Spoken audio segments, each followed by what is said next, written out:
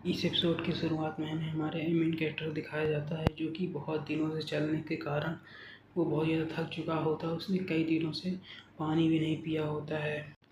तभी हमारा main character बोलता है कि मैं बहुत ही ज़्यादा प्यासा हूँ।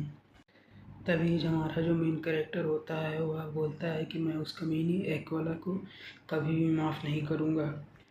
तभी हमारा मेन कैरेक्टर अपनी स्टेटस विंडो को खोलते हुए अपने स्टेटस को देखता है, जो बहुत ही ज़्यादा कम होते हैं।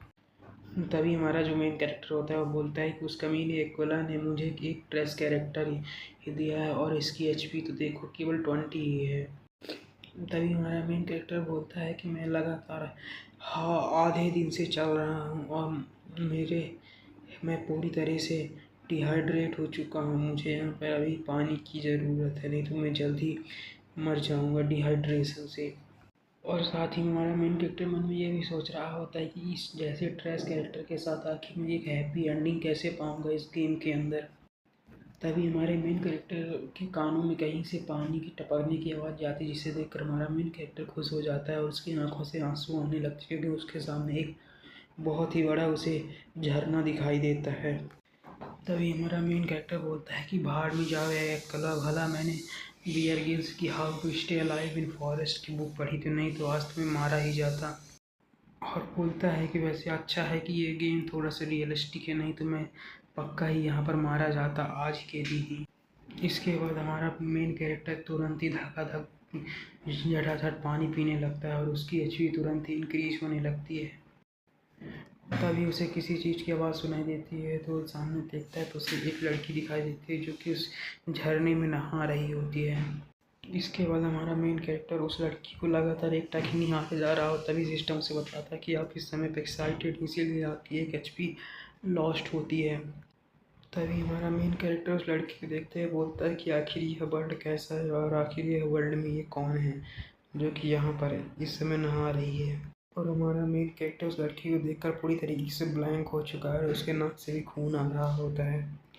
तभी हमारा मेन कैरेक्टर उसे देख ही रहा होता है, तभी सिस्टम उससे बताता है कि आपको इसे देखने के लिए कोई डीआईसी देनी पड़ेगी। अब डीआईसी यहाँ पर क्या है मुझे ये नहीं पता भाई, देखो। तभी हमारा मेन कैरेक्टर बोलता है कि आखिर तुम क्या करने की कोशिश कर रहे हो, मैं एक वीआईपी मेंबर हूँ, तो भला मैं आखिर इसके लिए डीएलसी क्यों दूंगा। हमें हमारे मेन कैरेक्टर दिखाया जाता है जो कि अभी चिल्ला ही रहा होता है, तभी उसे किसी की आवाज़ सुनाई देती है जो कि बोलती है, हे बच्चे, अभी जो तुमने इसे देखा, इसे तुम्हारे लिए अब तुम्हें पे करना पड़ेगा। और वो दोनों हमें दिखाया जाता है कि बहुत सारी विचेस होती हैं। तभी हमारा मेन कैरेक्टर बोलता है कि आखिर मुझे इसके लिए कितना पे करना पड़ेगा। तभी हमें कुछ समय बाद किसी दिखाया जाता है, उन सभी विचेस ने पकड़ के हमारे मेन कैरेक्टर को एक जगह पे फेंक दिया होता है, जहाँ पे हमारे मेन कैरेक्टर जैसा ही एक और प्लेयर वहाँ पे होता है। तभी हमें उनमें से एक विचेस बीच को दिखाया जाता है, जो कि हमें हमारे मेन कैरेक्टर को बोलती है कि तुम शांत रहो भद्दे छोटे बदमाश। तभी हमें हमारे मेन कैरेक्टर दिखाया जाता है जो कि इसकी इतनी दूर से पट के जाने के कारण उसकी एक एचपी लूज हो चुकी होती है। तभी वो लड़की उससे बोलती है कि अगर तुम यहाँ पर शांत तरीके से रहोगे तो मैं विचार करूँगी कि तुम अपने पैंट पहन कर यहाँ पर रह सकते हो। और वह इतना कहते हुए हमारे मेन कैरेक्टर को चिढ़ा रही होती है। तभी उसके पास जो बंदा बंधा होता है वो हमारे मेन कैरेक्टर से पूछता है, क्या तुम ठीक हो। तभी हमारा मेन कैरेक्टर पीछे से पूछता है, कम से कम मुझे ये तो बता दो कि आखिर मुझे तुम्हें कितना देना पड़ेगा मुझे छोड़ने के लिए। लेकिन उन विचेस को दिखाया जाता है जो कि हमारी मेन कैरेक्टर की इस तरह की बातें सुनकर वो लोग वहाँ पे हंसने लगती हैं। और हमें दिखाया जाता है कि वहाँ पर बहुत सारे इंसानों के कंकाल पड़े होते हैं।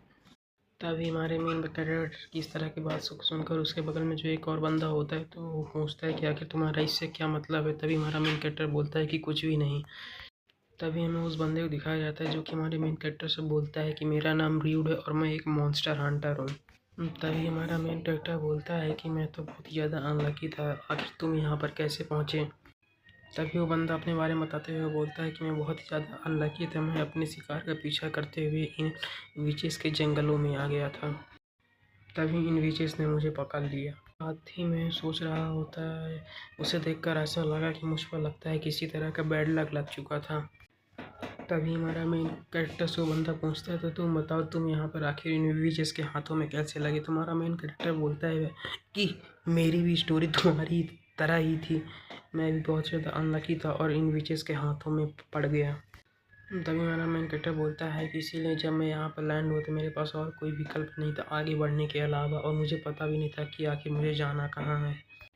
तभी बंदा हमारे मेन कैरेक्टर से बोलता है कि मुझे तो नहीं पता कि आखिर तुम क्या चाहते हो, लेकिन तुम अभी भी बहुत ही ज़्यादा यंग दिखते हो। तभी हमारा मेन कैरेक्टर बोलता है कि चलो ठीक है, इस तरह की सिचुएशन से निकलने में बहुत ही ज़्यादा माहिर हूँ, मैं कई बार इस तरह की सिचुएशन से निकल चुका हूँ। तभी वो बंदा हमारे मेन कैरेक्टर से पूछते थे आखिर तुम्हें पता है कि आखिर हम यहाँ से कैसे निकल सकते हैं। तुम्हारा मेन कैरेक्टर बोलता है ऑफ कोर्स मुझे पता है कि आखिर हम यहाँ से कैसे निकल सकते हैं। तभी हमारा मेन कैरेक्टर बोलता है कि मैं इसीलिए ऐसा जानता हूँ क्योंकि मैं ही वो व्यक्ति हूँ कि जिसने लिखा था कि आखिर इन चुड़ैलों को कैसे हराया जाता है, तो भला मुझे क्यों नहीं पता होगा कि मैं इन्हें कैसे हरा सकता हूँ। और साथ ही में हमारा मेन कैरेक्टर ने पिछले दिन बारे में सोचते हुए बोलता है मैंने यहाँ पे पूरे 5 दिन बताए, तो भला मुझे क्यों नहीं पता होगा कि आखिर मैं यहाँ से कैसे निकल सकता हूँ। और यह वैसे भी हैवेल फॉरेस्ट की 5 विचेस हैं, और इन्हें यह नाम इसीलिए दिया गया क्योंकि ये पांचों विचेस ही हैवेल फॉरेस्ट में रहती हैं। इन्हें 5 विचेस ऑफ हैवेल फॉरेस्ट कहा जाता है। साथ ही में हमें पांचों के नाम बताए जाते हैं। 3 के नाम तो मुझसे पढ़ते भी नहीं आ रहे हैं कि आखिर नाम क्या है, और 2 के नाम, एक का नाम हेजीजू है और एक का नाम फोगुल है। साथ ही हमारा मेन कैरेक्टर ये भी बोलता है भले ये शुरुआती के नॉर्मल बॉसेस हैं, लेकिन इनके कारण बहुत सारे प्लेयर मारे गए और ये अपनी निर्दयता के लिए बहुत ही ज़्यादा फेमस हैं। लेकिन साथ ही हमारा मेन कैरेक्टर एक ईविल स्माइल देते हुए बोलता है लेकिन अगर आप ध्यान से देखें तो इनमें बिल्कुल भी कोऑर्डिनेशन नहीं है, ये हमेशा एक दूसरे से लड़ती रहती है और मैं इसी चीज़ का यहाँ से निकलने के लिए फ़ायदा उठाऊँगा। और यह सब सोचते हैं हमारे मेन कैरेक्टर बहुत ही ज़्यादा अजीब सा मुँह बनाया होता है, जिसे देखकर बोलता है कि तुम्हारा फेस कुछ ज़्यादा ही अजीब दिख रहा है। तभी हमारा मेन कैरेक्टर बोलता है रुको मैं सोचता हूँ। तभी हमारा मेन कैरेक्टर बोलता है हे लेडी फूगुल, मुझे नहीं लगा कि तुम अभी भी ज़िंदा होगी। तभी सिस्टम से बताता है कि तुम फूगुल को अभी प्रवोक करने की कोशिश, यानी कि गुस्सा दिलाने की कोशिश कर रहे हो। साथ ही हमारा मेन कैरेक्टर उन दोनों को लड़वाने के लिए उस जो दूसरी लड़की उससे बोलता है कि मुझे याद है कि लेडी हेजू ने कहा था कि वो आपको ज़रूर मार देंगी एक दिन।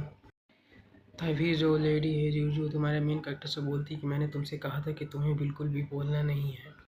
तभी फूल को दिखाया जाता है जो कि उसे रोकते हुए बोलती है कि रुको रुको, तुमने क्या बोला कि मुझे कौन मारना चाहता है।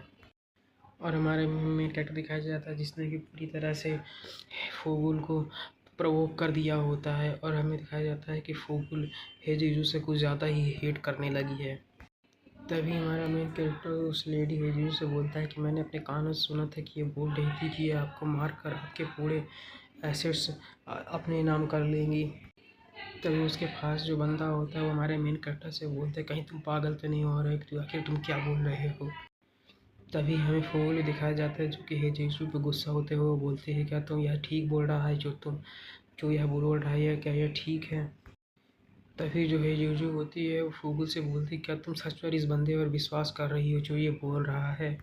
तभी जो हेजीसू होती है वो हंसते हुए होती है कि लेकिन ऐसा तो नहीं है कहीं कि आप उस पूरे पैसे का यूज करने जा रहे हैं और उन पैसों में से मुझे कुछ भी नहीं देने वाली।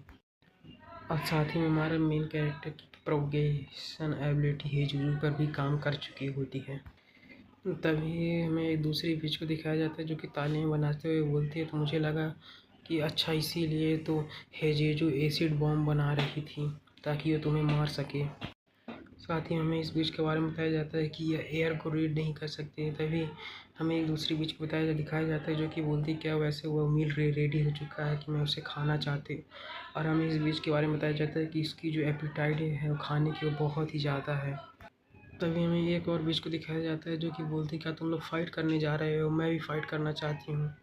और साथ ही हमें इस बीच के बारे में बताया जाता है कि इसे फाइट करना बहुत ही ज़्यादा पसंद है। तभी कोई बोलता है तो अच्छा तुम इसीलिए इतना ज़्यादा लेट हो चुके हो। और साथ ही हमारा मेन कैरेक्टर उन सभी को सक्सेसफुली प्रवोक कर चुका होता है और उसके बाद वह किसी जानवरों की तरह हंस रहा होता है जिसे देखकर उसके पास खड़ा बंदा उससे डर के मारे काँप रहा होता है।